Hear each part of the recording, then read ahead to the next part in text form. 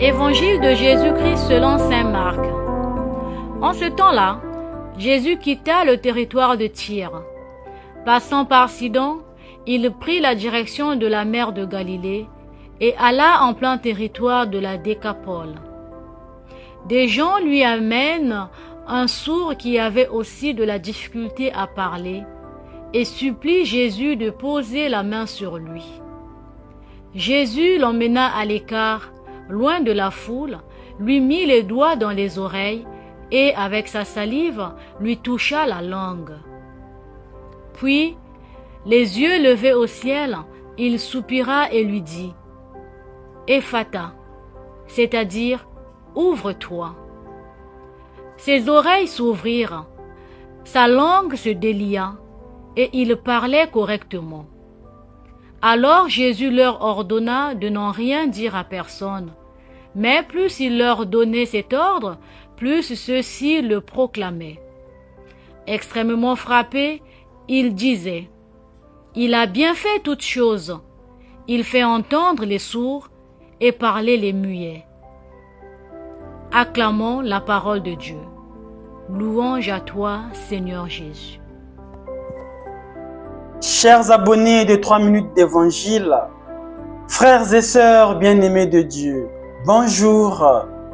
Les textes liturgiques de ce 23e dimanche ordinaire de l'année liturgique B nous invitent à comprendre qu'il peut y avoir des périodes ou des situations où l'on se sent replié sur soi-même, où l'on ne veut rien savoir de personne. Et pourtant, la réalité environnante demande de l'attention, l'exercice d'une responsabilité, des devoirs. On fait alors l'expérience d'une déchirure intérieure entre le repli sur soi et les exigences extérieures. Le résultat, ce sont la frustration et le stress.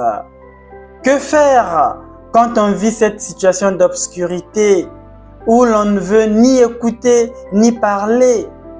En d'autres termes, que faire lorsque nous ne voulons pas entrer en relation avec qui que ce soit? En fait, la solution se trouve dans ce que nous voulons fuir, à savoir la relation. C'est toujours dans la relation que se trouve notre salut. Ce n'est pas un hasard si Jésus prend à part le sourd-muet et lui insuffle la force divine avec laquelle il lui ordonne « Ouvre-toi ». Jésus guérit les organes de la relation, l'ouïe et la parole. À partir de lui, le centre de notre personne reprend vie. Il nous transforme de plier à déplier. En Christ, les relations sont guéries de l'intérieur. Chers abonnés des 3 minutes d'évangile, frères et sœurs, bon dimanche et bonne méditation.